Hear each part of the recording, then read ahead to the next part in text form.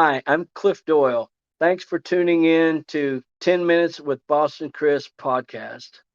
Hey guys, welcome to another fabulous episode of the Boston Chris podcast brought to you by the Boston Chris Show. Super excited to bring to you guys an incredible story. I'm just in awe of these people. We have Mike and Amy Aiken on the show this week, and man, what a story. Let me tell you guys a little bit about their story directly from their webpage, mikeaikenmusic.com. Here it is. These life partners and sea captains have logged over 30,000 blue water miles sailing their boat from Nova Scotia to Europe, to the Caribbean, and beyond. They have crossed the seas and crisscrossed countries, sharing the music born of their experiences.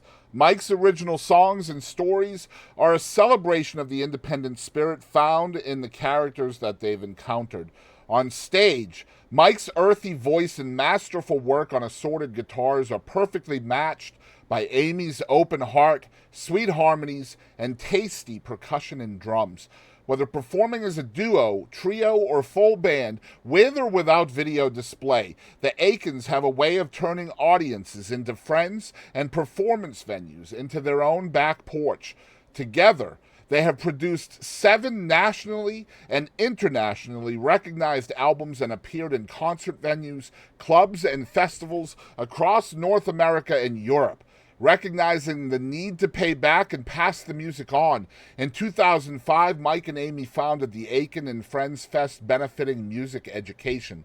When not on the road, Mike turns his attention to songwriting with partners in Austin and Nashville. His travels have been well chronicled since 2005 in Americana Rhythm magazine. Amy also heads up the independent label Northwind Records, an indie label, since 2002. What an absolutely joyful and amazing story from a pair of troubadours that are in love with each other and in love with the sea. Y'all check out this amazing interview with the ones and onlys, Mike and Amy Aiken. Y'all check it out. Oh, I almost forgot.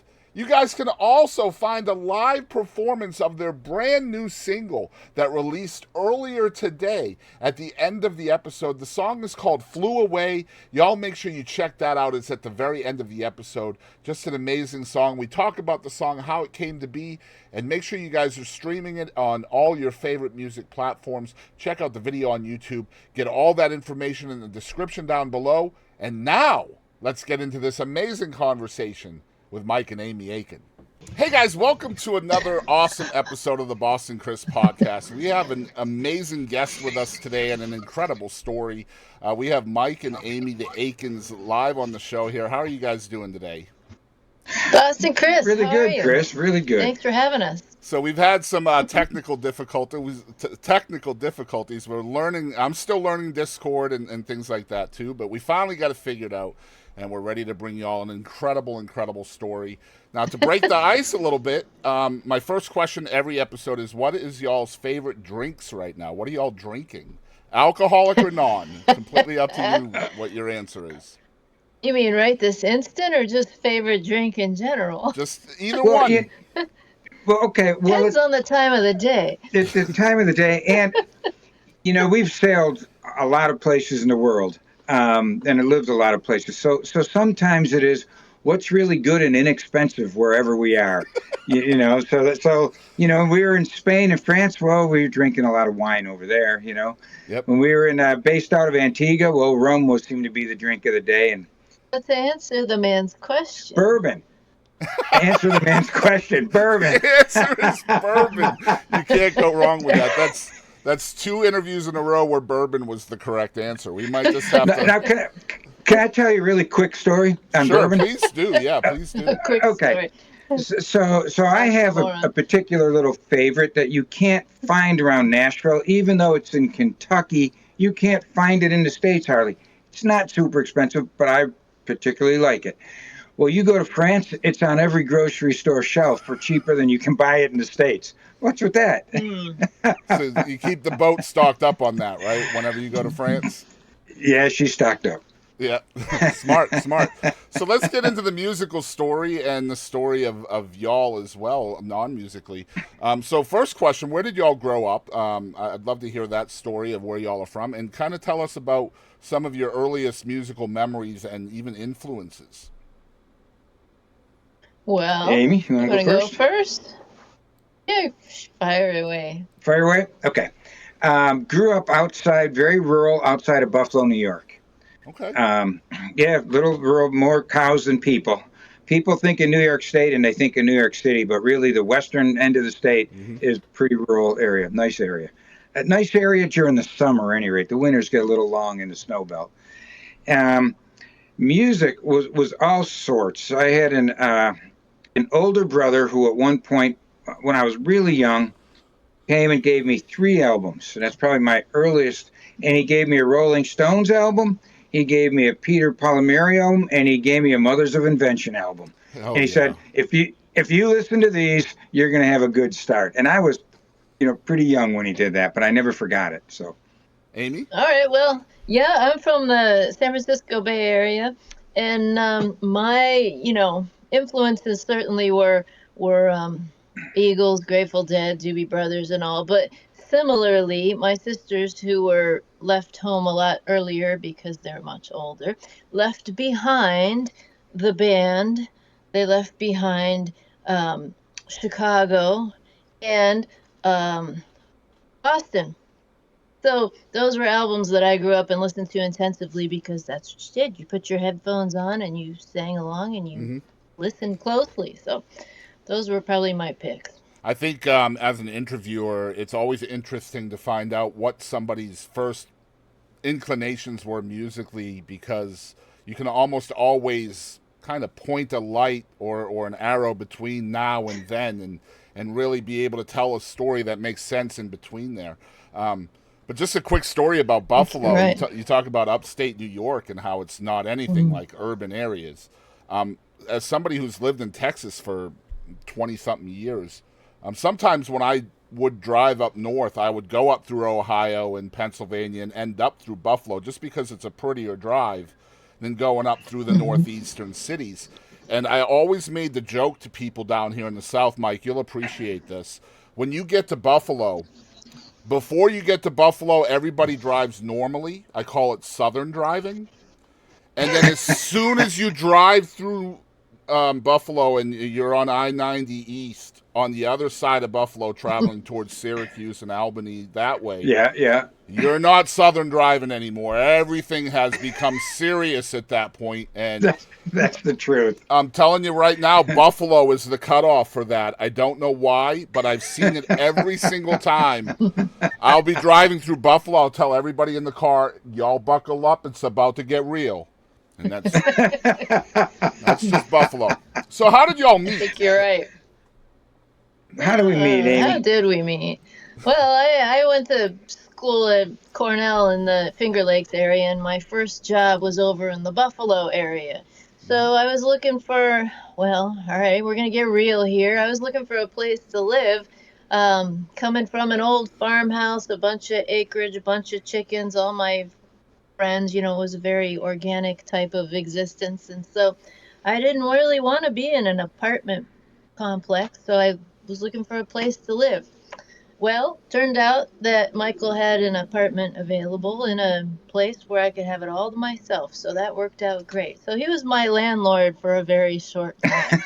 Okay. That's how we met. And now you're the landlord, right, Amy? Just I mean, That's right. I knew you were a smart man, Chris. oh man, no, I know how it works. Happily married almost 9 years, so I get it. I completely understand who the boss is. Believe me. So I've had couples in the interview hot seat before, and I always find it interesting with a musical couple, especially two people that write music, how it aligns for y'all, because two creative people get together, even if you're in a relationship, even if you're in love, that creative process doesn't always mesh. It doesn't always line up. There can be a lot of butting of heads and things like that. Y'all's harmonies are brilliant, but I'd love to hear from the songwriting side of things, how you guys kind of help each other along that process? I was just gonna say Michael's the songwriter. We've done a couple of things together, a few songs, but he's the songwriter. So take it away. Okay, so with that being said, where I lean on Amy, really, in that is where I will get stuck in phrasing. I will get stuck in what else. I'm trying to say this line, but I'm not hitting it. I'm not hitting it. And really, yeah, if we're just being honest on this, I think it comes down a lot to education. I went to high school, and then I went to work. Then I've been playing music. I think Amy was more formally educated, and I think that translates a lot to the English language. And there's times when I get stuck. I just need a help in how do I create a phrase that works. So there's a lot of working together that way. So the evolution process is helped just by the education that she provides in phrasing. Actually, I think it does. I think it's just in how can you say something another way. Yeah. Amy's probably more eloquent than I am. So, Mike, I'm right there with you. My wife is a writer. She writes fantasy novels, and every single time I have an outline for these interviews, I will come. I drag her into the studio, and I'll say, "Read this, correct it, make sure I don't sound dumb," and she'll go through it. She'll take out the words. I like to add extra words to stuff, and she just takes them out. Stop doing that. Stop doing that. But yeah. Well, that's a collaboration, which to me is a beautiful thing. Absolutely. And then you guys are on stage, and she's adding her voice to everything. I've listened to you with and without her, Mike, and I kind of can gravitate towards what I think you're going to answer this. But what does she add to your music that wasn't there prior to her coming along into your music? Well, okay, so I got your back, Amy. Yeah, I got your back. It is. Well, it for sure it's the harmony. So I'll give you a background of how it really evolved, because I was I played in bands forever, and there was a point quite a while ago where I was nervous about it, but I quit bands because we decided we wanted to go long distance sailing, starting to cross oceans on our own boat, just the two of us. So at that point, it left bands. What that did, though, was really push me to start writing. It was one of the best things for my music I ever did, which I thought was going to be the worst thing, but it was not. Mm-hmm. So then it just became we depended on the two of us. So early, Amy has unbelievable ears. I don't know if you saw into that. Amy owns the record label. Yeah, we'll get into that for sure. Yeah. Amy's at all the recordings. She has just great ears. So it came into, so Amy was doing live sound, doing a bunch, and I always wanted her for harmonies. And as time developed, Amy had a real knack for percussion and drums. And as it came into the band at this point, Amy's been, full set and tons of percussion with the band all the time.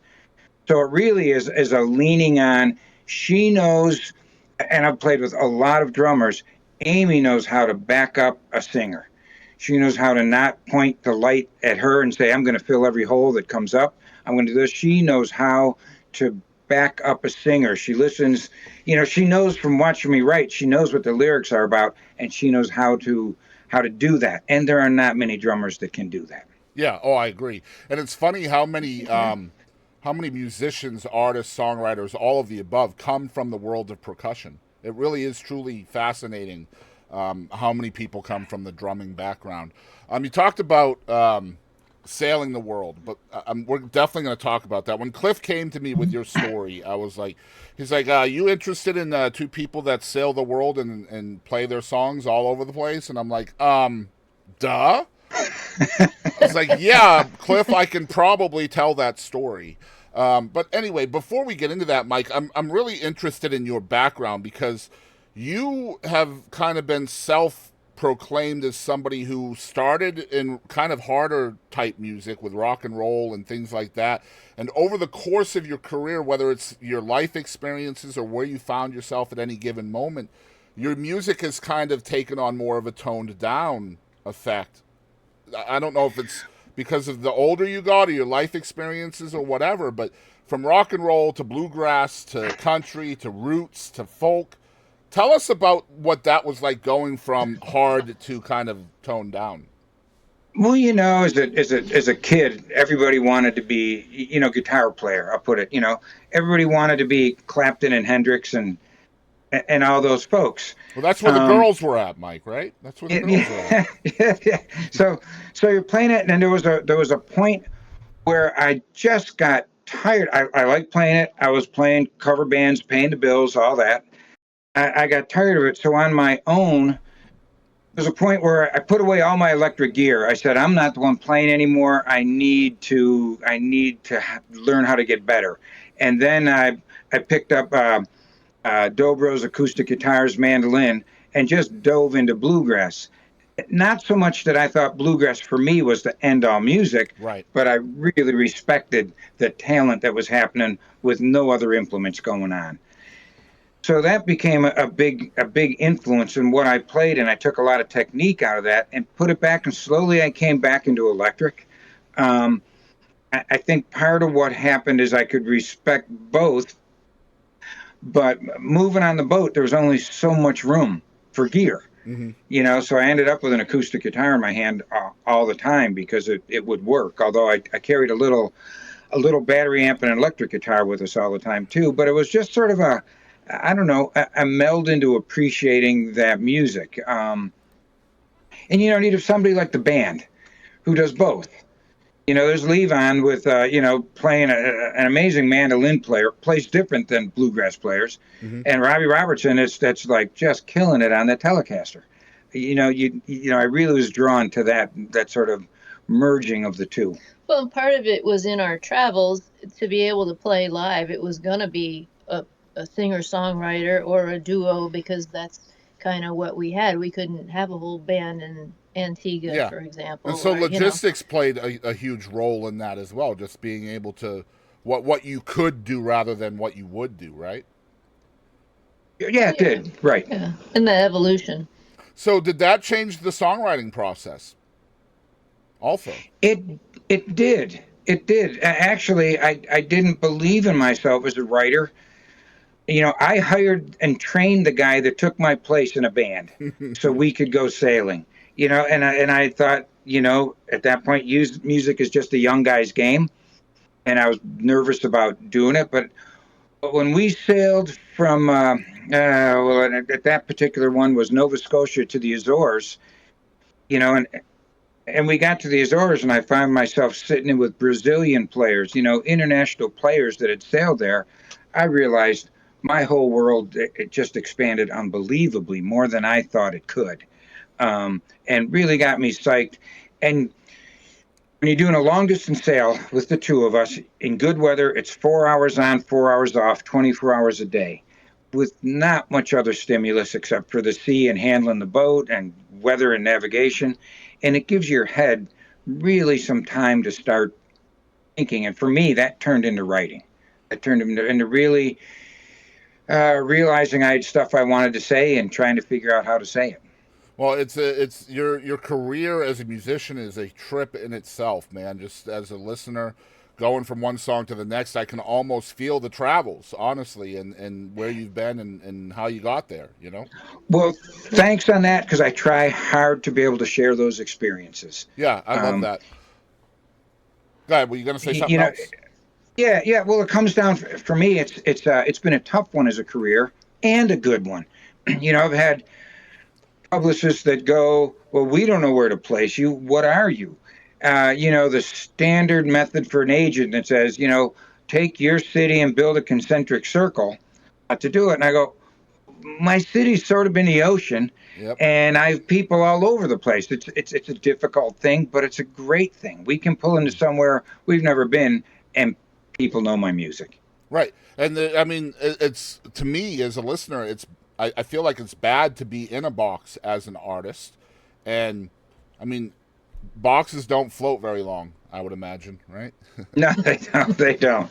Unless they're made out of steel or fiberglass, but they don't. That's right. That's right. So when artists typically go on tour, the phrase is "we're going to hit the road," and as we've mentioned a little bit with y'all, it's a little different. It's hit the open seas with you guys, right? So It can be.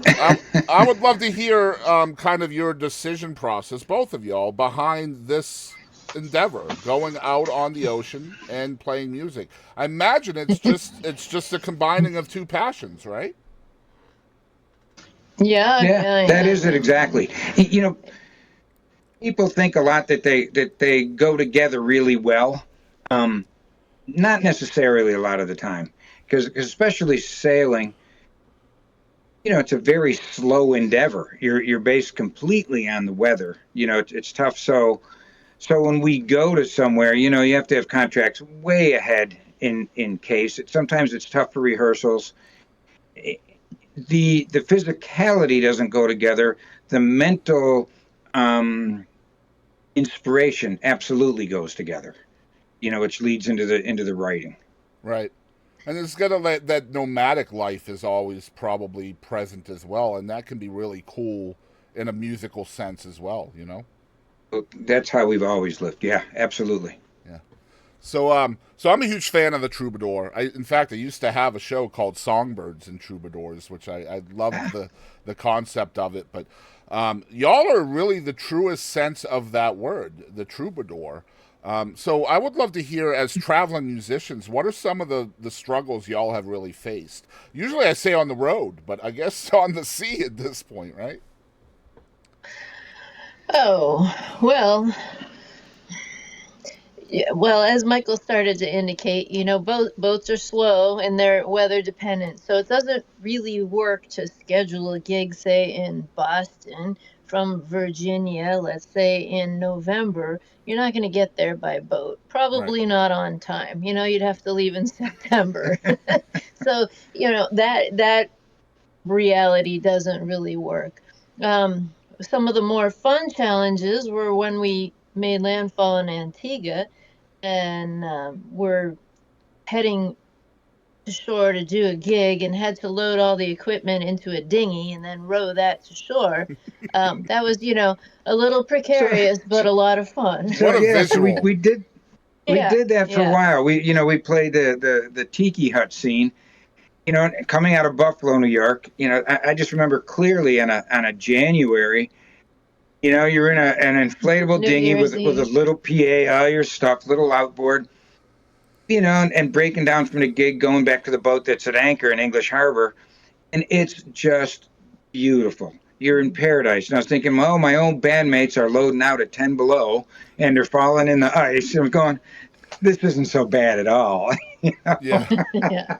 Those reminders are probably ever present, right? But yeah, they are. But Yeah. but the thing that I think has helped is when we get to somewhere, we like to stay somewhere for a while and trying to immerse ourselves in the music that's there, in the lifestyle that's there, in the folk scene that's there. You know, everywhere you go, there's going to be the pop music that's happening. But if you can get a few layers below that, and that really starts to influence writing. Yeah. To me, that's where the beauty is. You know, and if I can become part of all of that, that's really my goal. And I imagine the foundation of music translates no matter which language or land that you happen to find yourself in as well. It does. Usually, yes. It- Yeah. you know, It's interesting to see the songs that, let's say, for example, in France, where if you have an audience that doesn't speak or understand much English, it's interesting to see the songs that they really gravitate toward and what grooves them compared to the lyric. Yeah. That's going to be something but to even- see. even there, we played. I mean, it was a real wake up. We played. This has to be 10 years ago, maybe more. A show in Lyon, France, and it's a little club. So you know, I was going. Well, I'm not going to do my usual stories. I think I'm going to bore people. And we did like a 2-set night, and had a couple come up and go, "Would you? We've driven 2 hours to hear the stories. Just speak slow."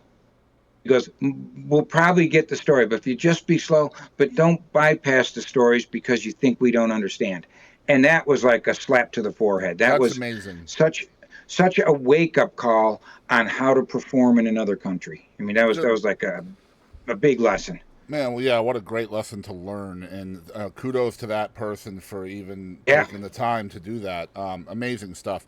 Most songwriters, I've had a lot of songwriters on the show. It's one of the honors of a lifetime to be able to pick the brains of creative people, and you guys, your story is just so different than anything I've ever encountered before. So, again, the stories take as long as you want. I have no time like the present, and I love the stories. So don't ever rush through your stories. I'd love to hear them. But I okay. imagine, like most songwriters' creative cups, in my view, in my experience, are typically filled with life experiences and kind of the experiences of people they encounter along their journey. So sometimes, Absolutely. if you're not writing from your own perspective, you maybe see somebody on a corner and you start creating a story for that person on the corner, and you're writing for that perspective. But your life experiences, not only as a songwriter but as a performing couple, have taken you guys so much further than other people all over the world. So do the people and the characters that you guys encounter on your trips, do they find themselves into your songs? Oh, for sure, for sure. I mean, yeah. It's basically a line that I use that if I stole it from anybody, it's from Jimmy Buffett. That never be surprised if you find yourself on one of my songs because that's your inspiration. That it really is are those people, and you run into things that are just way different, that are just crazy. We were playing a show in Switzerland, and there's a guy out there who's got like he sort of looks like, it's hard to explain, a Swiss biker maybe. This guy's got jet black hair and a mohawk, looks like this hard guy. At the end of the show, he comes up, gives Amy a hug, and asks her to sign his head, where his head was shaved. Where does that happen? I mean, so it's just like, brilliant moments that just make you smile and warm your heart, and that leads into everything you do. That's amazing. Yeah, I'd love Definitely. to hear that. It's just I've heard so many stories about just people watching as a songwriter, just kind of keeping an eye on somebody. Maybe they're just sitting at a cafe or something and inventing a backstory. It's just so cool. Now, we talked a little bit earlier about harmonies, and that's definitely something that identifies y'all's music, at least currently. And I want to hear y'all's perspective on that. And I mean, harmonies always kind of perk my ears up in music. And so, from the perspective of production here, when you're producing a song with the harmonies in it, how important is it to you guys to kind of find the right moments to implement that harmony into a lyric? Oh, it's Oh, always important. extremely important. You try it usually in far more places than it ends up because you just don't want to water down the impact of a song. Um, yeah, no, it's extremely important. Definitely. And sometimes, yeah, like Amy just said, the producing a song is an interesting experience. I mean, there are a million ways to produce a song, and different producers, will have it come out differently. But for us, it is, where do the harmonies make the most point? Not always where is it the prettiest, Mm-hmm. but where does it serve the song the best and the lyric and what you're trying to get across. Kind of like Michael's emphasis, favorite. right? Yeah, yeah. Yeah. One of Michael's favorite lines, production for any instrument, harmonies or any other instrument, is if it doesn't add, it detracts because you're just not trying to throw the whole kitchen sink. Just because you have a lot of great tracks and a lot of really wonderful musicianship doesn't mean it all will have a place in a song. And as important as it is, I feel as a listener, and I love harmony, it can be overdone and it can be put in too much, and then it becomes a distraction from the beauty of the song. I feel sometimes as a listener, right? Yeah, yeah. Yep, So absolutely. when you guys are in the studio and you're coming up with your harmony parts and things like that, how much are you kind of foreshadowing the live performances of those songs? Or is that kind of already been done because you've already tested that harmony out on live crowds prior to producing? It's both. Some of it you do that you've been playing with a song and you test it. Others, if you're in the studio with a bunch of new stuff, you're not. It hasn't been road tested, so to speak. And so you work what you think it will be. Typically you're working harmonies around what the main vocal line is. There will be times where you go, okay, let's change the main vocal line because we can do a nicer harmony. So you'll tweak it and work on it. And then the sort of odd thing that happens is once you're out playing, without even realizing it, things start switching around. And every once in a while, you have to go back to what you recorded and go, "Oh, this is what the song was." Right. We're sort of leaving this, and do we want to leave it, or are we happy with where it's going? The song's alive, That's just It's the a song evolution that's not process of a song, right? Over the process of performing it dozens and dozens of times. Yeah, absolutely. Yeah. I'm not quite ready to talk about the new single yet, but I'm kind of, I do want to make a point here on it. The live performance that you guys have included as part of this episode, the timing of the harmonies is absolutely impeccable. And to watch you guys work in concert, I know that's probably just from, being in love and always on the road and long hours together and just really vibing on a different level. But as an outsider and listening to that timing, it's so brilliant. Just knowing when to come in, when to stop, and not even looking at each other. It's just so impressive. I just wanted to say that quickly. Well, thank you. Amy is a consummate harmony singer, at least for my voice. I really don't know how she does it. To tell you the truth, of course, we practice stuff, but she just, and I don't know if it's of 30 some years of living together. I really don't know, but she just knows how I will phrase and where I'm going, and she's just there. It's brilliant. It amazes me the same way, I got to tell you. Yeah, it's brilliant. Absolutely brilliant. I can't wait for you guys to see that. You're going to have to stay tuned in until the end of the show. But you guys are going to be so thoroughly impressed with that. But yeah, we've mentioned y'all have played all over the world, several continents. I can't imagine how many countries. But I would love to hear each of you, because I want to see how far they differ. Where is your favorite place that you've played, whether it's a country, a venue, or whatever? Oh, wow. That's a tough. People ask us that from the sailing perspective of, oh, what's the favorite place you've been and blah, blah, blah. And it's like, really, there's probably one place I'd probably rather not go back to, but otherwise I'd go everywhere because you meet wonderful people. Every venue's special. I'm not sure. I mean, there was this one right on a little path in the Alps that's the border of Switzerland and Liechtenstein. That's just it was in an old stable where Napoleon used to stable his horses, and we did a Christmas show in there that was all decorated.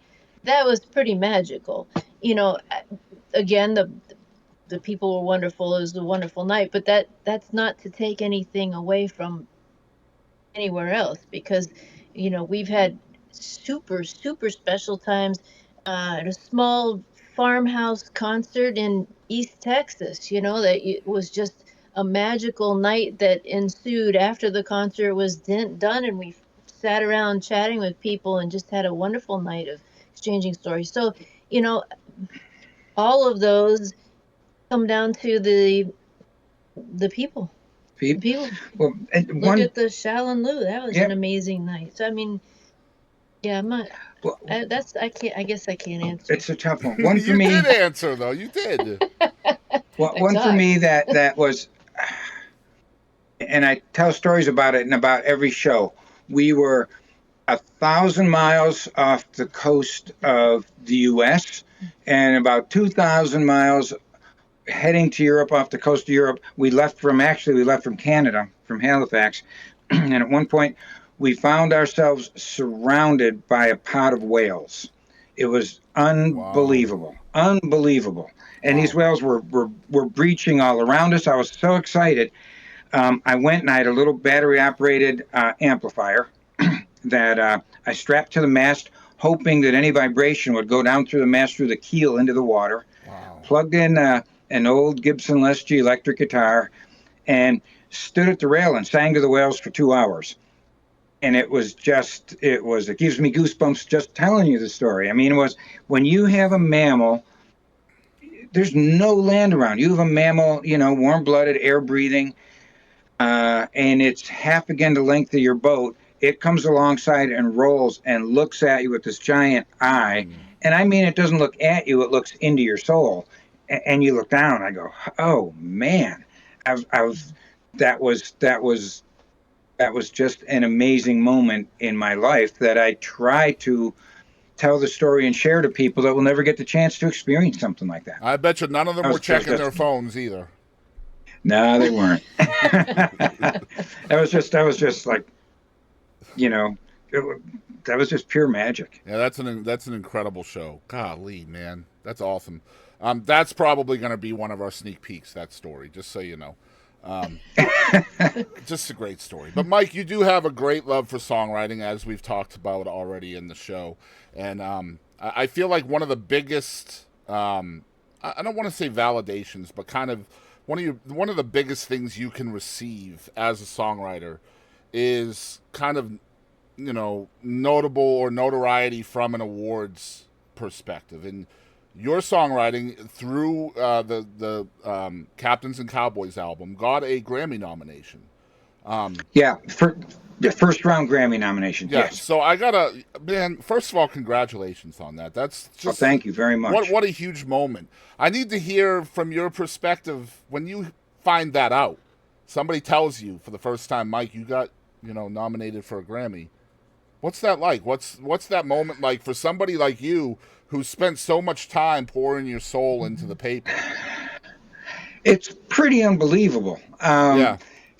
It's pretty humbling. You're doing your day-to-day work to get around, and it's almost, it's just sort of unbelievable that you go, me? There are so many good writers. There are so many good people out there, and and you just go, wow, this is very cool. I didn't expect this to happen. Yeah.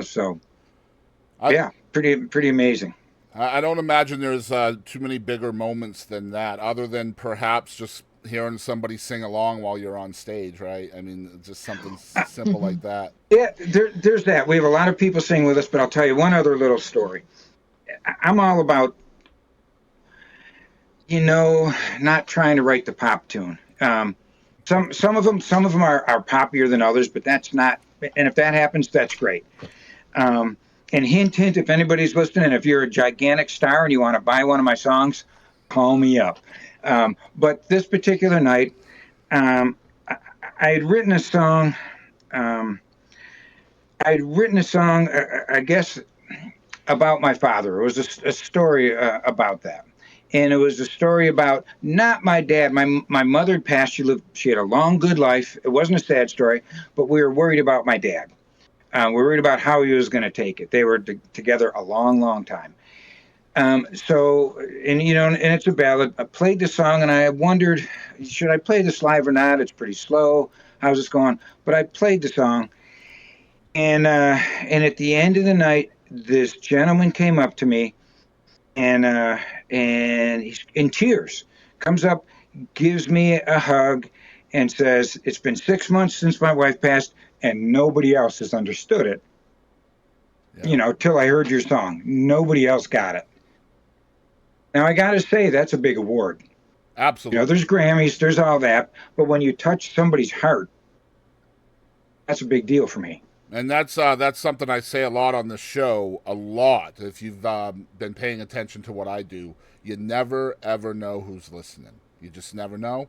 You don't know. That's the truth. You don't know who you're touching. I stream live a lot, video gaming and reviews and some podcasting, but I'm live a lot. I'm in front of a camera a lot. And one of the games we play is a dinosaur game called Ark, and we do some shenanigans on this game. But one night, a friend of mine who was a combat veteran texted me and he said, Boston, he doesn't want you to know, but last night you guys were just hanging out, playing the game and laughing and doing whatever you do on the stream, and my buddy was gonna commit suicide. And he came into your stream, and because you guys were laughing and having a good time, he decided not to do it last night. So because of you, he's still here today. And so that was 4 years ago, and that guy is still living and breathing. And so that's humbling. So I know what you mean, Mike. It really is truly humbling. And I try to tell people all the time, whether it's through social media or through cameras or microphones, you don't know who's watching. You don't know who's paying attention. And by God, we all have that power to change one person's life, right? Yeah, you do. Same thing. We get asked, "Oh, isn't it tough being a musician?" When you're an indie musician, it doesn't necessarily pay the best all the time. I get asked that type of thing, and I tell people, you don't understand what a good payday can be. Mm-hmm. It doesn't have to be dollars to be a good payday. Yeah, 7 years of streaming live, that was by far the best donation I ever got. That's for damn sure. No doubt about it. So what is your songwriting process? Go ahead, Amy. I'm sorry.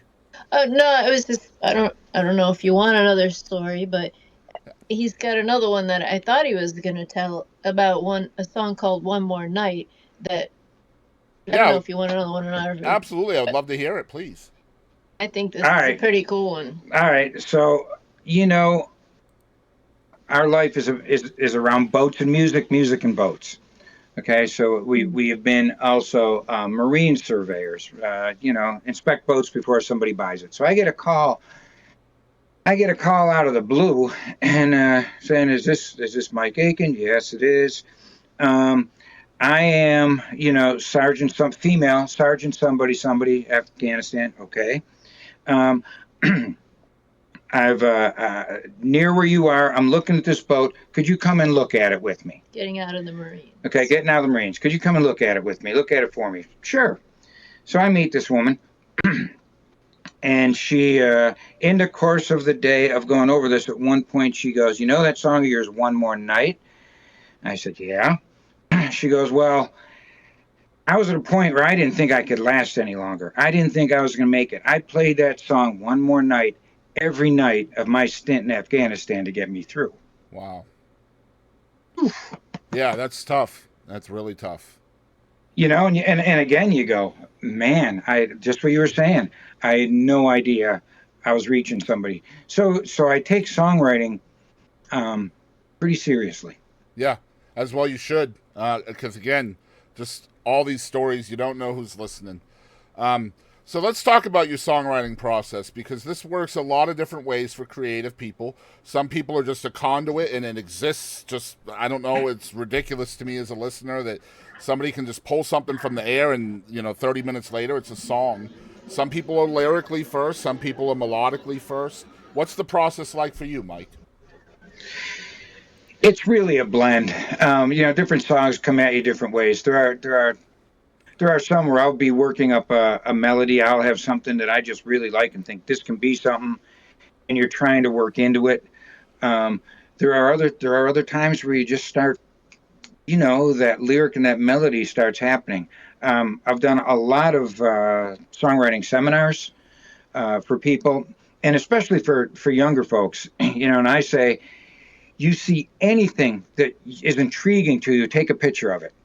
If it's a street sign, if, like you were saying, if it's the guy in a thing, and look back and see if that inspires you to do something. So I do that type of thing. And sometimes if I'm just stuck in a little part of a song, I might dig in and do that. I'm a fan of collaborating with other songwriters. That can be helpful. But it isn't just one thing. A short story, a song I wrote co-wrote with a friend of mine, Tim Buppert, called "Summertime Song." So in Nashville, if you're doing the co-writing scene, pretty much they are 3-hour segments. You set up a 3-hour time. That's what you write. And if nothing's happening in the end of that time, probably that's not the day. It's not going to happen. Mm-hmm. So "Summertime Song," we were together for probably 2.5 hours of the 3 hours, sitting around this guy's house. And early day of spring, and really we both didn't want to be focused on songwriting. We wanted to go out and play on Percy Priest Lake in Tennessee, really. And so he had a little dog, and Griswold's like snapping at the windowsill. I can't figure it out. I go, Tim, what's Griswold doing? He goes, there's flies on the windowsill. And I said, and there's sweat on my beer. Those two lines, two different people, in 20 minutes we had a good song. Wow. I mean, that one came. That was one of those. There's like, and a summertime song. It turned into just a fun. Really, we didn't want to be in there writing. We wanted to be out playing on the lake, and that turned into that type of song. There are others where the one in particular I was talking about with my dad before. I started writing that with a Texas writer, Austin Cunningham, and we sort of ran out of time, and we were both on the road for a year. And our goal to start was to do an old style country song, sort of crying your beer. We got back together a year later, and we both had been through stuff. One was my mom dying, and Austin had been through some stuff. And when we came back to the song, it got much, much more real. It turned into such a better song from what we lived in that year. But that song took a year to write. Yeah. If you look at it from that perspective. It's funny how many songs take shape after the songwriter has put the pen down for the day. I've heard that story so many times, like, I give up, and then you see just the hook comes out of midair, whether it's the flies on the window or the sweat on the beer. That hook just, you're not paying attention now, Mike. Well, here's your hook. Right? Yeah, exactly. So let's talk about Amy. I did want to talk about your independent label, which is called Northwind Records, Northwind Records. 22 years you've had this label.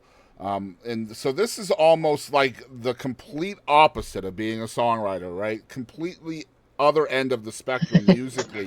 And I love this story because that means you guys both have a different passion, but you're still within the music business. So tell us about Northwind and how it came to be. Well, let's see. I was wearing all of the hats anyway, in terms of recording and producing and some mixing and graphics and websites and all the trying to book all the hats that go in and around trying to support a musical artist. And so it seemed like, well, all right, we're going to put these albums together.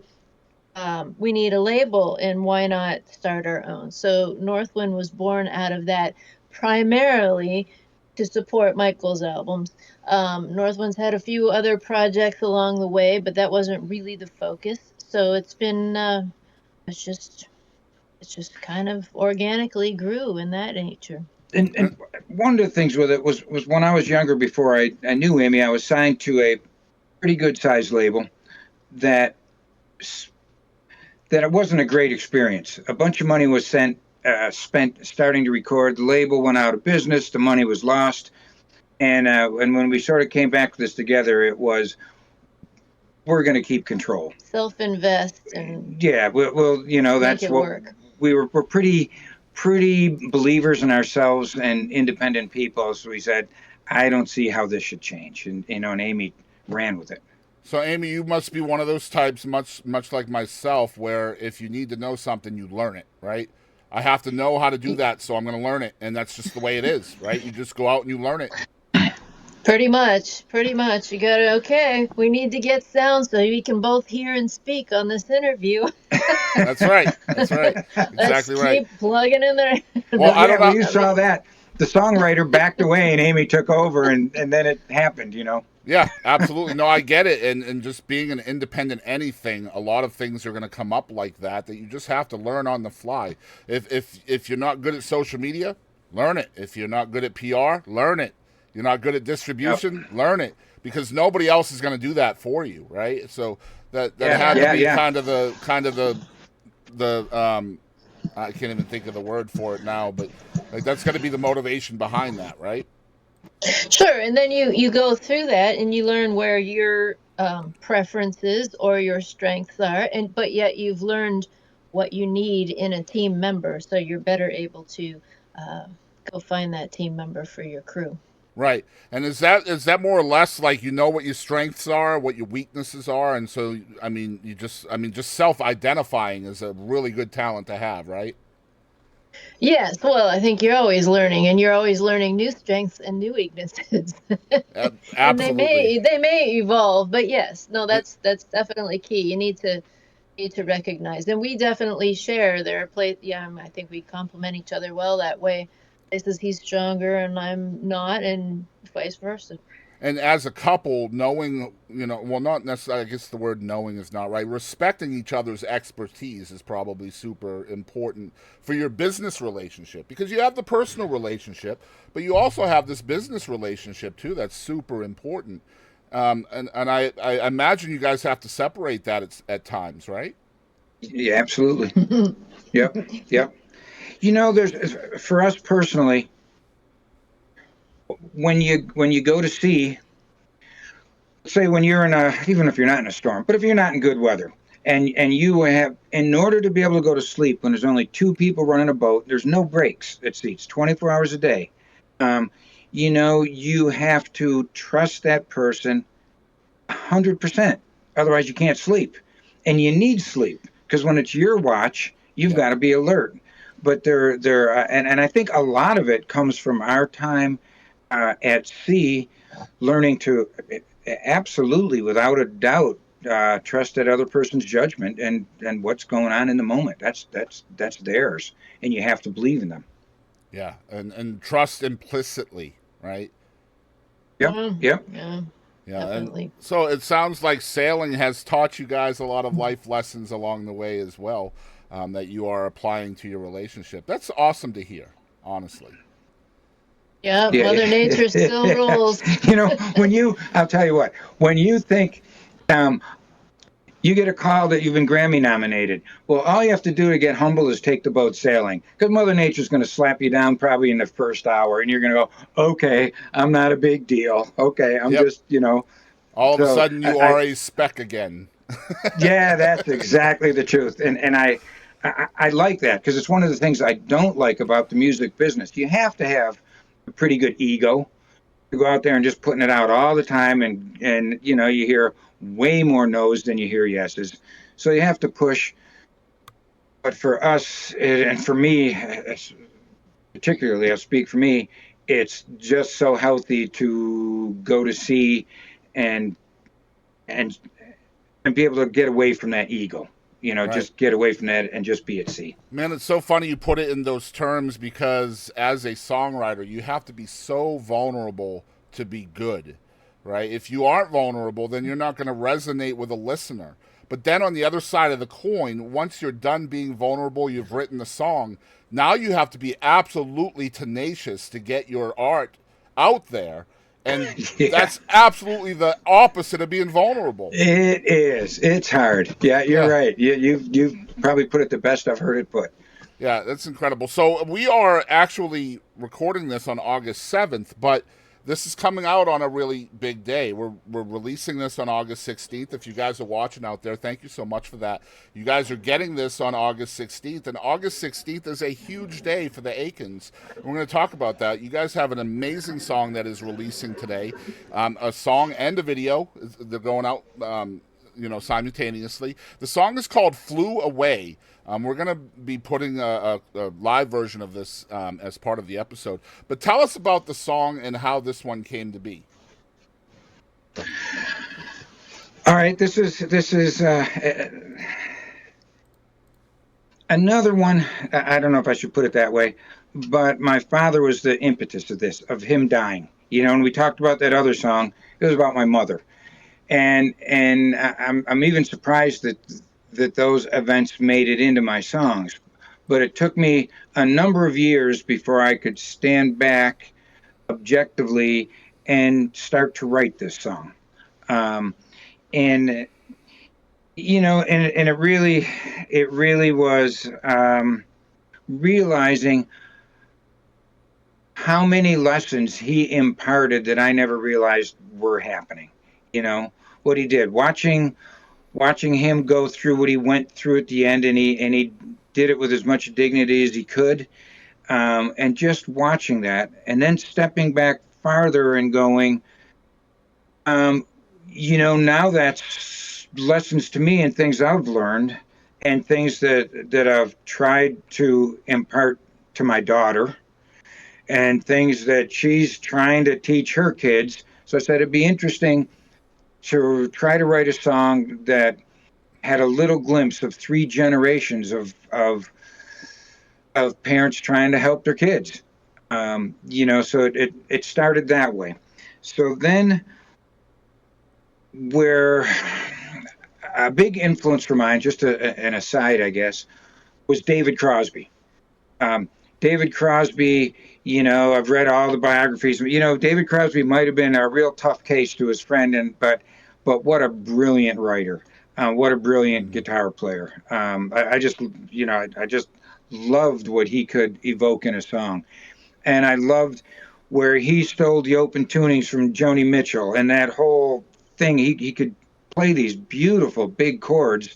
So that's what I started playing with. I was just sitting around one day, not thinking of him at all, but playing that sort of influence of the chord and a little bit of a flow of a water feel of trying to get that going in a finger picking style. And then the song started coming together. It was a little different on this one. I co-wrote this with Chris James, and I went to Chris. I had most of it pretty much set, but I went to Chris because I knew he had also lost a parent within the last year. Chris is a piano player. I usually don't have keyboards as a featured part in a song, but I wanted to hear what he would put. And I knew the room we wrote in, he had a big grand piano, I was playing acoustic. And I wanted to hear this, knowing who he was, the sparseness he would put in of piano parts. And then the song just started going. And again, we talked about it earlier. The timing of the harmonies in this song is just impeccable. You guys are going to hear it not only in the produced version on the video, and I hope you guys will not just stream the song everywhere. Check out the video. The video is so tasteful. I don't know if that's a good word for it, but man, it's just so impactful. Maybe that's a better word. More impactful than tasteful, but just an impactful video. Really makes you think. It gives you the visuals that the song is already trying to describe. And man, I think that is a lost art nowadays in videos. How many videos do you guys watch where the video has nothing to do with the song or vice versa? And this is not that. This just spot on with the visuals. I'm excited to show you guys a live version of this. This is called Flew Away by Mike and Amy Aiken. Y'all check it out.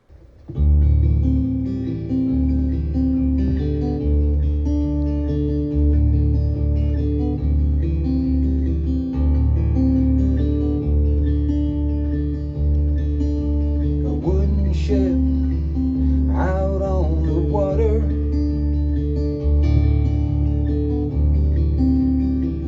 passed by today.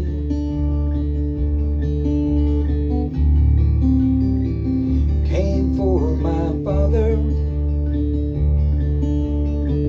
spread her sails and flew away. Not a day like any other. He had that 1,000-mile stare. Said he saw his lover. He slipped the lines, said goodbye and cast off his fears. Pages of life keep on turning. They lead us on our way. The darkest night will always fade with the coming day.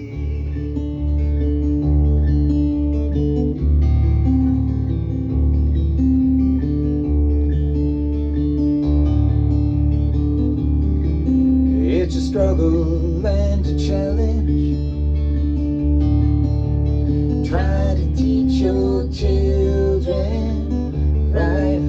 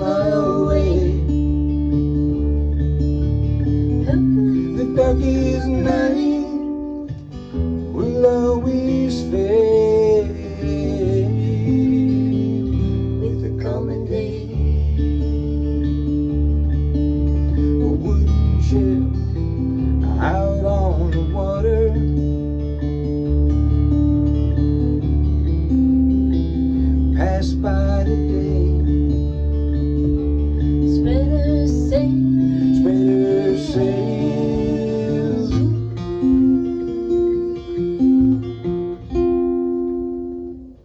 and flew away.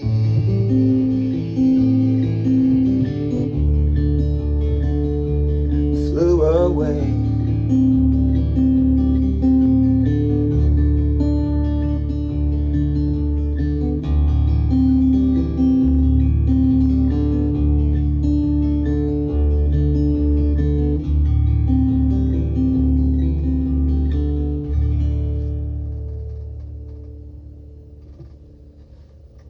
Thanks, folks. All right, so we are back. We have the Aikens on the Boston Chris podcast. Again, down in the description below, I'm going to make sure you guys have a copy of both, or a link rather, to the YouTube version of the video and the Spotify version of the song. You guys, please, please, please stream it. Save it to your playlists, whatever you guys do with your music. If you want to purchase it on iTunes, things like that, you can do that also. You guys will notice on your screen below their beautiful camera, we have their name, their tag, and their website. You guys can find all of that in the description below as well. I got a couple more questions if you guys got a little more time. Sure. Sure, fire away. We talked about producing, we talked about songwriting. Let's talk about live performance. What can people expect from an Aikens live show? Oh, fun. We like to have a good time. We hope people come to, what's often people will be up and dancing and singing along. And I know we like to have fun. Michael tells a bunch of the great stories of how the songs came about. Instrumentation's gonna vary, but always has him on several different guitars, harmonica, mandolin, acoustic, electric, blah blah blah. And I have equally as many fun things to beat on, drums and congas and rubboard and assorted hand percussion, and also that. And then we sometimes let others come up on stage with us, upright bass. We like to just have a good time and share, take people away. Yeah, so I play a mean McDonald's cup with a straw. You got room for that in the band? Absolutely. So we have just the song for you. So our goal, life can be hard. Life can be difficult for a million different reasons.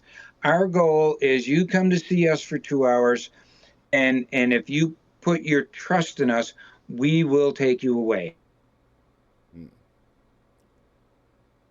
You'll have a song, and in one song we're going to be in Newfoundland. The next song we're going to be in Cuba. We will take you away for 2 hours. If I do my job right, somewhere in the night you're going to have tears. And a lot of places tonight, you're going to be just having a belly laugh and having a good time. That's the goal. Whether we're doing it just as a duo or with a full band, and we do a full band show called Tall Tales and Troubadours. And on that, we have a lot. We have years and years and years and years of sailing video, and a lot of video people we've hired. Where we're just as you were describing the video for this one. In a large audience, I don't have the time to really tell the story the way you can do with an intimate audience. So you do an abridged story, but let the video. There'll be no people in it. There won't be the band. We're not playing the track, nothing. But we'll be giving the images of what's going on and what I wrote. And the main one is just, give us 2 hours of your time and we'll show you the world. That's our thing. Our favorite concerts to go to are when the band is just having a blast playing, and they're playing for the audience, but you wouldn't need an audience there for them to have that good a time. That's what we always try to achieve, because it's just a blast to be up playing music. I agree. And my favorite shows to go to as a listener is the ones with the stories. I love that. Good. Come on down. Yeah, you mentioned East Texas, man. I'm sad that I didn't know y'all then. I'm actually in East Texas, so whereabouts are you? We are in Wood County, which is kind of 40 minutes north of Tyler. Okay. Okay. All right. Well, we used to be in Longview, but we moved about a year and a half ago. But yeah, we'd love to. Man, I'd love to see you guys live. That would be amazing if you guys make it back. We don't have any water near us though, so you guys might have to you might have to get into that dinghy up the Sabine River or something. I don't know. Well, you haven't seen our little bus, which is either known as a band schooner, or it's also been called the rum bus. So that gives us a little feel of we never quite leave the water completely. Nice. I love it. I love it. So, what projects do you guys have coming up after the Flew Away song is released? There's always stuff in the mix going on. Songs partly written or being developed, and we're looking at a few that we haven't released. Sort of watching how this song does, and seeing where we'll go, and talking about what the next video should be. Because as you see, we don't try to put out just, we're sort of in an age where there's a lot of, bedroom videos.